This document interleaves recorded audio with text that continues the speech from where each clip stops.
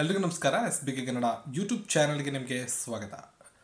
ಕರ್ನಾಟಕದ ಲೋಕಸೇವಾ ಆಯೋಗದಿಂದ ಗ್ರೂಪ್ ಬಿ ಮತ್ತು ಗ್ರೂಪ್ ಬಿ ವೃಂದಗಳ ನೇಮಕಾತಿಗೆ ಅಧಿಸೂಚನೆ ಹೊರಡಿಸಿದ್ದಾರೆ. ಅಂದರೆ KS ಹುದ್ದೆಗಳು ಅಂತ ನಾವು ಜನರಲ್ ಆಗಿ ಹೇಳ್ತೀವಲ್ಲ, ಆ ಹುದ್ದೆಗಳಿಗೆ ನೇಮಕಾತಿಗೆ ಅಧಿಸೂಚನೆ ಹೊರಡಿಸಿದ್ದಾರೆ. ಅದ್ರ ಬಗ್ಗೆ ಒಂದಿಷ್ಟು ಮಾಹಿತಿಯನ್ನು ಇವಾಗ ನೋಡ್ತಾ ಹೋಗೋಣ. ಮೊದಲನೇದಾಗಿ ಗ್ರೂಪ್ ಎ ಅಲ್ಲಿ ಯಾವ ಹುದ್ದೆಗಳು ಬರ್ತವೆ ಅನ್ನೋದ್ರ ಬಗ್ಗೆ ಒಂದಿಷ್ಟು ಮಾಹಿತಿಯನ್ನು ಹೇಳಿಕೊಟ್ಟಿದ್ದಾರೆ. ಅಧಿಸೂಚನೆಯನ್ನು ಡೌನ್ಲೋಡ್ ಮಾಡ್ಕೋಬೋದು. ಡಿಸ್ಕ್ರಿಪ್ಷನಲ್ಲಿ ಲಿಂಕ್ ಇದೆ. ಟೆಲಿಗ್ರಾಮಲ್ಲೂ ಕೂಡ ಅಪ್ಡೇಟ್ ಮಾಡ್ತೀನಿ, ಅಥವಾ KPSC ವೆಬ್ಸೈಟ್ಗೆ ಹೋಗಿ ಅಲ್ಲಿ ಕೂಡ ನೀವು ಡೌನ್ಲೋಡ್ ಮಾಡ್ಕೋಬೋದು. ಸಹಾಯಕ ಆಯುಕ್ತರು ಕಿರಿಯ ಶ್ರೇಣಿ 37 ಹುದ್ದೆಗಳು RPCಯಲ್ಲಿ ಬರುತ್ತೆ. ಹೈದರಾಬಾದ್ ಕರ್ನಾಟಕದಲ್ಲಿ 3, ಒಟ್ಟು 40 ಹುದ್ದೆಗಳು.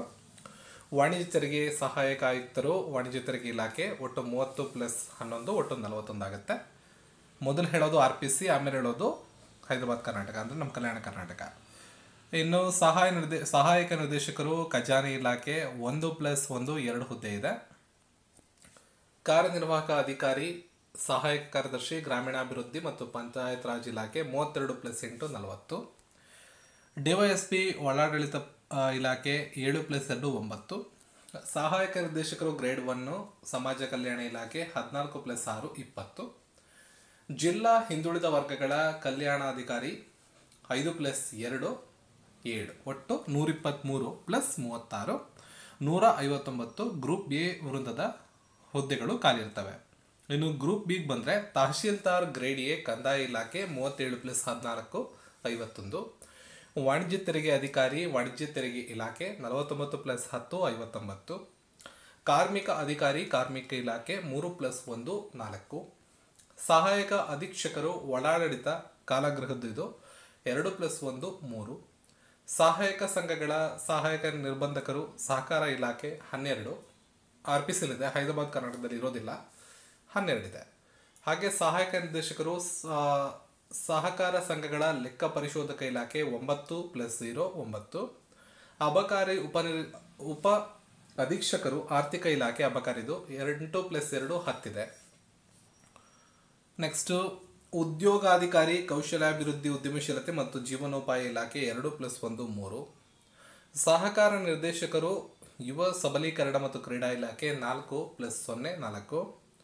ಮುಖ್ಯಾಧಿಕಾರಿ ಗ್ರೇಡ್ 1 ನಗರಾಭಿವೃದ್ಧಿ ಇಲಾಖೆ RPCಲಿ ಯಾವುದೂ ಇಲ್ಲ, ರಿಸರ್ವೇಷನ್ ನಮ್ಮ ಹೈದರಾಬಾದ್ ಕನ್ನಡದಲ್ಲಿ ಒಂದಿದೆ. ನೆಕ್ಸ್ಟು ಸಹಕಾರ ಖಜಾನಾಧಿಕಾರಿ ಆರ್ಥಿಕ ಇಲಾಖೆ 38 + 8 46. ಸಹಕಾರ ನಿರ್ದೇಶಕರು ಆಹಾರ ಇಲಾಖೆ 9 + 0 9. ಪ್ರವಾಸೋದ್ಯಮ ಇಲಾಖೆ 1 + 1 2. ನೆಕ್ಸ್ಟು ಶಾಖಾಧಿಕಾರಿ ಕರ್ನಾಟಕ ಸರ್ಕಾರದ ಸಚಿವಾಲಯ 4 + 1 5. ನೆಕ್ಸ್ಟು ಸಮಾಜ ಕಲ್ಯಾಣ ಇಲಾಖೆಯ ಗ್ರೇಡ್ 2 ಸಹಕಾರ ನಿರ್ದೇಶಕರು 6 + 1 7. ಒಟ್ಟು 184 + 41 225 ಹುದ್ದೆಗಳು. ಗ್ರೂಪ್ ಬಿದು 159, ಗ್ರೂಪ್ ಬಿದು 225, ಒಟ್ಟು 384 ಹುದ್ದೆಗಳಿಗೆ ಅಧಿಸೂಚನೆಯನ್ನು ಇವಾಗ ಹೊರಡಿಸಿದ್ದಾರೆ. ಹಾಗಿದ್ರೆ ಈ ಹುದ್ದೆಗಳು ಯಾವಾಗಿಂದ ಅರ್ಜಿ ಹಾಕ್ಬೋದು? ಮೊದಲನೇದು ಮಾರ್ಚ್ 4 2024ರಿಂದ ಈ ಹುದ್ದೆಗಳಿಗೆ ಆನ್ಲೈನ್ ಮೂಲಕ ಅರ್ಜಿ ಸಲ್ಲಿಸುವ ಪ್ರಕ್ರಿಯೆ ಆರಂಭ ಆಗುತ್ತೆ. ಏಪ್ರಿಲ್ 3 2024ರವರೆಗೆ ಅರ್ಜಿಗಳನ್ನು ಸಲ್ಲಿಸ್ಬೋದು. ಪ್ರಿಲಿಮ್ಸ್ ಎಕ್ಸಾಮ್ ಇದು 3 ಹಂತದ ಪರೀಕ್ಷೆ. ಪ್ರಿಲಿಮ್ಸ್, ಮೈನ್ಸ್ ಮತ್ತು ಇಂಟರ್ವ್ಯೂ ಇರ್ತದೆ. ಇಂಟರ್ವ್ಯೂ ಮಾರ್ಕ್ಸ್ಗಳ ಬಗ್ಗೆ ನಾನು ನಿಮಗೆ ಮಾಹಿತಿಯನ್ನು ಕೊಡ್ತೇನೆ. ಪ್ರಿಲಿಮ್ಸ್ ಎಕ್ಸಾಮ್ ಬಂದುಬಿಟ್ಟು ಮೇ 5 2024ರಂದು ನಡೆಯುತ್ತೆ. ಸೊ ಇಲ್ಲಿಂದ 2 ತಿಂಗಳ ಕಾಲಾವಕಾಶ ನಿಮಗೆ ಸರಿಸುಮಾರು ಈ ಪರೀಕ್ಷೆ ತಯಾರಿ ಮಾಡ್ಕೊಳ್ಳೋಕ್ಕೆ ಸಿಗುತ್ತೆ. ನೆಕ್ಸ್ಟು ಇನ್ನಷ್ಟು ಮಾಹಿತಿಗಳನ್ನು ಇಲ್ಲಿ ನೀವು ನೋಡ್ಕೋಬೋದಾಗಿದೆ. ಅರ್ಜಿಗಳನ್ನು ಯಾವ ರೀತಿ ಸಲ್ಲಿಸಬೇಕು, ಒಂದು ಅರ್ಜಿ ಸಲ್ಲಿಸುವ ಪ್ರಕ್ರಿಯೆ, ನೋಂದಣಿ ಪ್ರಕ್ರಿಯೆ ಯಾವ ರೀತಿ ಇದೆ, ಹೊಸ ರಿಜಿಸ್ಟ್ರೇಷನ್ ಆದರೆ ಯಾವ ರೀತಿ ಇದೆ, ಹಳೆ ರಿಜಿಸ್ಟ್ರೇಷನ್ ಆದರೆ ಯಾವ ರೀತಿ ಇದೆ ಎಂಬೆಲ್ಲ ಮಾಹಿತಿಯನ್ನು ಇಲ್ಲಿ ಹಂಚ್ಕೊಂಡಿದ್ದಾರೆ. ಸೊ ಸಂಪೂರ್ಣವಾಗಿ ಇಲ್ಲಿ ಮಾಹಿತಿಗಳನ್ನು ನೀವು ನೋಡ್ಕೋಬೋದಾಗಿರುತ್ತೆ. ಅರ್ಜಿ ಶುಲ್ಕ ಎಷ್ಟಿರುತ್ತೆ ಆನ್ಲೈನಲ್ಲಿ ಪಾವತಿ ಮಾಡಬೇಕಾದ್ರೆ? SC ST ಕೆಟಗರಿ 1 ಅಂಗವಿಕಲ ಅಭ್ಯರ್ಥಿಗಳಾದರೆ ಶುಲ್ಕ ವಿನಾಯಿತಿ ಇರುತ್ತೆ, ಯಾವುದೇ ರೀತಿ ಶುಲ್ಕ ಇರೋದಿಲ್ಲ. ಮಾಜಿ ಸೈನಿಕ ಅಭ್ಯರ್ಥಿಗಳಾದರೆ 50 ರೂಪಾಯಿ ಅರ್ಜಿ ಶುಲ್ಕ. ಪ್ರವರ್ಗ 2A 2B 3A 3B ಅಭ್ಯರ್ಥಿಗಳಾದರೆ 300 ರೂಪಾಯಿ. ಸಾಮಾನ್ಯ ಅರ್ಹತೆ ಅಭ್ಯರ್ಥಿಗಳಾದರೆ 600 ರೂಪಾಯಿಗಳ ಅರ್ಜಿ ಶುಲ್ಕವನ್ನು ನಿಗದಿಪಡಿಸಲಾಗಿದೆ. ಸೊ ಅರ್ಜಿ ಶುಲ್ಕವನ್ನು ಪಾವತಿ ಮಾಡೋದು ಕಡ್ಡಾಯ.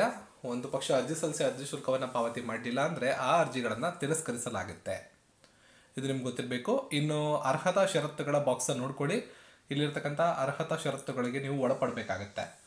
ಇನ್ನು ಮೀಸಲಾತಿ ಮತ್ತು ಪ್ರಯತ್ನಗಳಿಗೆ ಸಂಬಂಧಪಟ್ಟಂಗೆ ಇದಕ್ಕೆ ಲಿಮಿಟೇಷನ್ಸ್ ಇರುತ್ತೆ. ಪರೀಕ್ಷೆಯನ್ನು ಬರೀತಿರ್ತಕ್ಕಂಥವ್ರಿಗೆ ಗೊತ್ತಿರುತ್ತಿದ್ದು. ಸಾಮಾನ್ಯ ಅರ್ಹತೆ ಜನರಲ್ ಕ್ಯಾಟಗರಿಯಲ್ಲಿ ಬಂದರೆ ಒಟ್ಟು 5 ಬಾರಿ ಮಾತ್ರ ಈ ಪರೀಕ್ಷೆಯನ್ನು ಬರೀಬೋದು. ಆಲ್ರೆಡಿ ಫಸ್ಟ್ ಅಟೆಂಪ್ಟ್ ಆಗಿದ್ರೆ ಅದನ್ನು ಮೆನ್ಷನ್ ಕೂಡ ಮಾಡಬೇಕಾಗುತ್ತೆ. ನೀವು ಅರ್ಜಿ ಹಾಕಬೇಕಾದ್ರೆ ಯಾವ ಅಟೆಂಪ್ಟು ಅಂತ ಕೂಡ ಮೆನ್ಷನ್ ಮಾಡಬೇಕಾಗುತ್ತೆ. ಜನರಲ್ ಕ್ಯಾಟಗರಿ ಅವರಿಗೆ 5 ಅವಕಾಶಗಳಿರ್ತವೆ, ಅಂದರೆ 5 ಬಾರಿ ಈ ಒಂದು ಪರೀಕ್ಷೆಯನ್ನು ಬರೆಯಬಹುದು. ಸೊ ಆಲ್ರೆಡಿ ನೀವು 2017ರಲ್ಲಿ 14ರಲ್ಲಿ ಬರೆದಿದ್ರೆ ಅದು ಕೂಡ ಕೌಂಟ್ ಆಗುತ್ತೆ, ಅಂದರೆ ನೆನಪಲ್ಲಿ ಇಟ್ಕೋಬೇಕು. ಪ್ರವರ್ಗ 2A 1, 2A 2B 3B ಇದಾದರೆ 7 ಬಾರಿ ಅವಕಾಶ ಇರುತ್ತೆ. SC/ST ಅಭ್ಯರ್ಥಿಗಳಾದರೆ ಮಿತಿ ಇರೋದಿಲ್ಲ, ಯಾವುದೇ ಮಿತಿ ಇರೋದಿಲ್ಲ, ಅವರು ಏಜ್ ಲಿಮಿಟ್ ತನಕನೂ ಒಂದು ಎಕ್ಸಾಮ್ಸನ್ನು ಬರಿಬೋದಾಗಿರುತ್ತೆ. ಸೊ ಶೈಕ್ಷಣಿಕ ವಿದ್ಯಾರ್ಹತೆ ಅಂತ ಕೇಳೋದಾದರೆ ನಮ್ಮ ಭಾರತದ ಕಾನೂನು ರೀತಿಯ ಸ್ಥಾಪಿತವಾದ ಯಾವುದೇ ವಿವಿಯಿಂದ ಸ್ನಾತಕ ಅಥವಾ ಸ್ನಾತಕೋತ್ತರ ಪದವಿಯನ್ನು ಹೊಂದಿರತಕ್ಕದ್ದು ಅಥವಾ ಅದಕ್ಕೆ ತತ್ಸಮಾನ ವಿದ್ಯಾರ್ಹತೆಯನ್ನು ಹೊಂದಿರತಕ್ಕದ್ದು. ಸೊ ಕಾಂಪಿಟೇಟಿವ್ ಎಕ್ಸಾಮಿನೇಷನ್ಸ್ನ ಅಟೆಂಡ್ ಮಾಡೋದಕ್ಕೆ ಡಿಗ್ರಿ ಅಂತ ಏನು ಕರಿತೀವಿ, ನೀವು ಒಂದು ಬೇಸಿಕ್ ಡಿಗ್ರಿಯನ್ನು ಮಾಡಿರೋದು ಅನಿವಾರ್ಯ ಈ ಒಂದು ಕಾಂಪಿಟೇಟಿವ್ ಎಕ್ಸಾಮ್ಸನ್ನು ಬರೀಬೇಕು ಅಂತ ಹೇಳಿದ್ರೆ.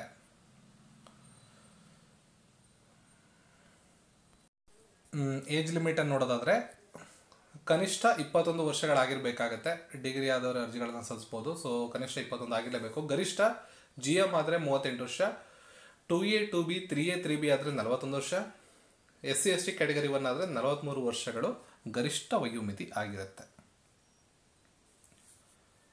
ಉಳಿದಂಥ ಏಜ್ ಲಿಮಿಟ್ಸನ್ನು ನೀವು ಇಲ್ಲಿ ನೋಡ್ಕೋಬೋದಾಗಿರುತ್ತೆ.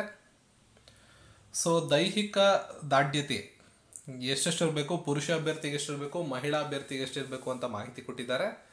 ಸೊ ಈ 3 ಸೇವೆಗಳನ್ನು ಆಯ್ಕೆ ಮಾಡಿಕೊಂಡಾಗ ನೀವು ಈ ಅರ್ಹತೆಗಳನ್ನು ಹೊಂದಿರಲೇಬೇಕಾಗತ್ತೆ. ಯಾವ್ಯಾವುದು 3 ಸೇವೆಗಳು ಅಂದರೆ ಕರ್ನಾಟಕ ಪೊಲೀಸ್ ಸೇವೆ, DYSP ಸಿವಿಲ್ಲು ಗ್ರೂಪ್ A ಹುದ್ದೆಗಳು, ಕರ್ನಾಟಕ ಕಾರಾಗೃಹ ಸೇವೆ ಮತ್ತು ಅಬಕಾರಿ ಉಪ ಅಧೀಕ್ಷಕರು ಸೇವೆಗಳು. ಸೊ ಅದಕ್ಕೆ ತಕ್ಕಂತೆ ಮಾನದಂಡಗಳನ್ನು ಕೊಟ್ಟಿದ್ದಾರೆ, ತಪ್ಪದೆ ಅದನ್ನು ನೋಡ್ಕೊಳ್ಳಿ. ಆಯ್ಕೆ ವಿಧಾನ ಸ್ಪರ್ಧಾತ್ಮಕ ಪರೀಕ್ಷೆಯನ್ನು ಮಾಡ್ತಾರೆ. ಪೂರ್ವಭಾವಿ ಪರೀಕ್ಷೆ 5/5/2024 ನಡೀತದೆ ಅಂತ ಹೇಳಿದ್ದಾರೆ. ಪೂರ್ವಭಾವಿ ಪರೀಕ್ಷೆಯಲ್ಲಿ 2 ಪತ್ರಿಕೆ ಇರ್ತದೆ. ಪ್ರಶ್ನೆ ಪತ್ರಿಕೆ ಪ್ರತಿ ಪ್ರಶ್ನೆಗೆ 2 ಅಂಕಗಳಿದ್ದು 100 ಪ್ರಶ್ನೆಗಳಿದ್ದು 200 ಅಂಕಗಳ ಒಂದು ಪತ್ರಿಕೆ, 400 ಅಂಕಗಳ 2 ಪತ್ರಿಕೆ ಇರುತ್ತೆ. ಸೊ ಅದ್ರ ಬಗ್ಗೆ ಮಾಹಿತಿಯನ್ನು ಕೊಟ್ಟಿದ್ದಾರೆ, ನೀವು ನೋಡ್ಕೋಬೋದಾಗಿದೆ. ರಾಷ್ಟ್ರೀಯ ಮತ್ತು ಅಂತಾರಾಷ್ಟ್ರೀಯ ಪ್ರಾಮುಖ್ಯತೆ ವಿಷಯಗಳನ್ನು ಒಳಗೊಂಡಂಥ ಸಾಮಾನ್ಯ ಅಧ್ಯಯನ 40 ಅಂಕಗಳು, 40 ಪ್ರಶ್ನೆಗಳು 80 ಅಂಕಗಳು. ನೆಕ್ಸ್ಟು ಮಾನವಿಕ ಶಾಸ್ತ್ರ 60 ಪ್ರಶ್ನೆಗಳು 120 ಅಂಕಗಳು. ಪೇಪರ್ 1ನಲ್ಲಿ 100 ಪ್ರಶ್ನೆಗಳು 200 ಅಂಕಗಳು. ಪತ್ರಿಕೆ 2ರಲ್ಲಿ ರಾಜ್ಯದ ಪ್ರಾಮುಖ್ಯತೆಗೆ ಸಂಬಂಧಪಟ್ಟ ಸಾಮಾನ್ಯ ಅಧ್ಯಯನ 40 ಪ್ರಶ್ನೆಗಳು 80 ಅಂಕಗಳು. ಸಾಮಾನ್ಯ ವಿಜ್ಞಾನ, ತಂತ್ರಜ್ಞಾನ, ಪರಿಸರ ಮತ್ತು ಪರಿಸರ ವಿಜ್ಞಾನ 30 ಪ್ರಶ್ನೆಗಳು 60 ಅಂಕಗಳು. ಸಾಮಾನ್ಯ ಮನೋಸಾಮರ್ಥ್ಯ ಜನರಲ್ ಮೆಂಟಲ್ ಎಬಿಲಿಟಿ 30 ಪ್ರಶ್ನೆಗಳು 60 ಅಂಕಗಳು. ಒಟ್ಟು 100 ಪ್ರಶ್ನೆಗಳು 200 ಅಂಕಗಳು. ಇದು ಪ್ರಶ್ನೆ ಪತ್ರಿಕೆ ಕನ್ನಡ ಮತ್ತು ಆಂಗ್ಲ ಭಾಷೆ ಎರಡರಲ್ಲೂ ಕೂಡ ಇರುತ್ತೆ, ನಿಮಗಿದು ಗೊತ್ತಿರಬೇಕು. ಇದು 1:15 ಅನುಪಾತದಲ್ಲಿ ಮೇನ್ಸ್ಗೆ ಆಯ್ಕೆ ಮಾಡಲಾಗುತ್ತೆ. ಪ್ರಿಲಿಮ್ಸಲ್ಲಿ ಕ್ವಾಲಿಫೈ ಆದಂಥವ್ರನ್ನ. 2 ಪತ್ರಿಕೆಗಳು ನೆಗೆಟಿವ್ ಮಾರ್ಕಿಂಗ್ ಕೂಡ ಕಂಡು ಬರ್ತಾ ಇದ್ದು ನೋಡಿ. ಪ್ರತಿ ತಪ್ಪು ಉತ್ತರಕ್ಕೆ 1/4 ಅಂದರೆ 0.25 ಅಂಕಗಳನ್ನು ಕಳೆಯಲಾಗುತ್ತೆ ಪ್ರತಿ ತಪ್ಪು ಉತ್ತರಕ್ಕೆ. ಸೊ ಅದರ ಪಠ್ಯಕ್ರಮ ಏನೇನು ಕಂಡು ಬರುತ್ತೆ ಅನ್ನೋದನ್ನ ನೋಟಿಫಿಕೇಶನ್ ಕೊಟ್ಟಿದ್ದಾರೆ, ತಪ್ಪದೆ ಅದನ್ನು ನೋಡ್ಕೊಳ್ಳಿ. ನೆಕ್ಸ್ಟು ಲಿಖಿತ ಪರೀಕ್ಷೆ ರಿಟರ್ನ್ ಎಕ್ಸಾಮಿನೇಷನ್ 2ನೇ ಹಂತದ್ದಿರುತ್ತೆ. ಅದರಲ್ಲಿ ಅರ್ಹತಾದಾಯಕ ಪತ್ರಿಕೆಗಳು ಅಂದರೆ ಕ್ವಾಲಿಫೈಯಿಂಗ್ ಪೇಪರ್ಸು ಕನ್ನಡ ಮತ್ತು ಇಂಗ್ಲೀಷು 150 ಅಂಕಗಳ ಪತ್ರಿಕೆ ಇರುತ್ತೆ. ಅವು ಕ್ವಾಲಿಫೈಯಿಂಗ್ ಇನ್ ನೇಚರ್, ಅದರಲ್ಲಿ ಪಾಸ್ ಆಗಬೇಕು ನೀವು ಅಷ್ಟೇ, ಅದನ್ನು ಕನ್ಸಿಡರ್ ಮಾಡೋದಿಲ್ಲ ಅಂಕಗಳಿಗೆ. ಇನ್ನು ಕಡ್ಡಾಯ ಪತ್ರಿಕೆಗಳು, ಪತ್ರಿಕೆ 1 ಪ್ರಬಂಧ 250 ಅಂಕಗಳಿಗಿರ್ತದೆ. 3 ಗಂಟೆ ಕಾಲಾವಕಾಶ. ಸಾಮಾನ್ಯವಾಗಿ ಎಲ್ಲ ಪತ್ರಿಕೆಗೂ 3 ಗಂಟೆ ಕಾಲಾವಕಾಶ ಕೊಡ್ತಾರೆ. ಪತ್ರಿಕೆ 2 ಸಾಮಾನ್ಯ ಅಧ್ಯಯನ, ಸಾಮಾನ್ಯ ಅಧ್ಯಯನ 2, ಸಾಮಾನ್ಯ ಅಧ್ಯಯನ 3, ಸಾಮಾನ್ಯ ಅಧ್ಯಯನ 4 ಪತ್ರಿಕೆಗಳು GK ಇರ್ತವೆ. ಎಲ್ಲದಕ್ಕೂ 250 ಅಂಕ, 3 ಗಂಟೆ ಕಾಲಾವಕಾಶ. ಒಂದು SI ಇರುತ್ತೆ, ಅದಕ್ಕೆ 3 ಗಂಟೆ. 1250 ಅಂಕಗಳಿಗೆ ಈ ಪರೀಕ್ಷೆ ನಡೆಯುತ್ತೆ. ಇನ್ನು ವ್ಯಕ್ತಿತ್ವ ಪರೀಕ್ಷೆ ಅಥವಾ ವ್ಯಕ್ತಿತ್ವ ಸಂದರ್ಶನ ಪರ್ಸನಾಲಿಟಿ ಟೆಸ್ಟ್ಗೆ 25 ಅಂಕಗಳನ್ನು ನಿಗದಿಪಡಿಸಿದ್ದಾರೆ.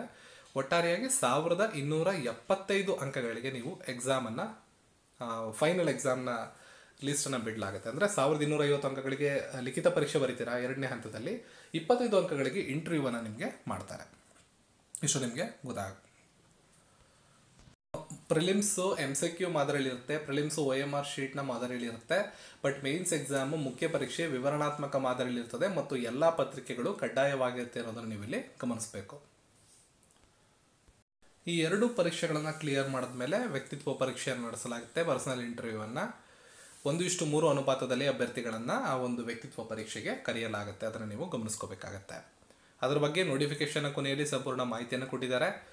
ಸೊ ಇದರ ಪಠ್ಯಕ್ರಮವನ್ನು ನೀವು ಪಡ್ಕೋಬೇಕು ಅಂದರೆ ಇಲ್ಲೇ ಕೊಟ್ಟಿದ್ದಾರೆ. ಇನ್ನಷ್ಟು ಡೀಟೇಲಿಂಗ್ ಆಗಿ ಪಡ್ಕೋಬೇಕು ಅಂದರೆ ಟೆಲಿಗ್ರಾಮಲ್ಲಿ ಆ್ಯಡ್ ಮಾಡಿರ್ತೀನಿ, ಅಥವಾ KPSC ವೆಬ್ಸೈಟ್ಗೆ ಹೋಗಿ kpsc.kr.nic.in ಸಿಲೆಬಸ್ ಅಂತ ಇದೆ, ಅಲ್ಲಿ ಟೈಪ್ ಮಾಡಿ ಈ ಅಧಿಸೂಚನೆಯನ್ನು ಡೌನ್ಲೋಡ್ ಮಾಡಿಕೊಂಡು ಸಿಲೆಬಸ್ಸನ್ನು ಕೂಡ ಡೌನ್ಲೋಡ್ ಮಾಡ್ಕೊಂಡು ನೀವು ಮಾಹಿತಿಗಳನ್ನ ಪಡ್ಕೋಬೋದು. ಇದಿಷ್ಟು KS ಎಕ್ಸಾಮಿನೇಷನ್ಗೆ ಸಂಬಂಧಪಟ್ಟ ಅಧಿಸೂಚನೆಯ ಮಾಹಿತಿ. ಈ ಮಾಹಿತಿ ಯೂಸ್ಫುಲ್ ಅನ್ಸಿದ್ರೆ ವಿಡಿಯೋನ ಲೈಕ್ ಮಾಡಿ, ಶೇರ್ ಮಾಡಿ, ಚಾನಲ್ನ ಸಬ್ಸ್ಕ್ರೈಬ್ ಮಾಡಿ. ಸಿಗೋಣ ಮತ್ತೊಂದು ವಿಡಿಯೋದಕ್ಕೆ. ಎಲ್ರಿಗೂ ಧನ್ಯವಾದಗಳು.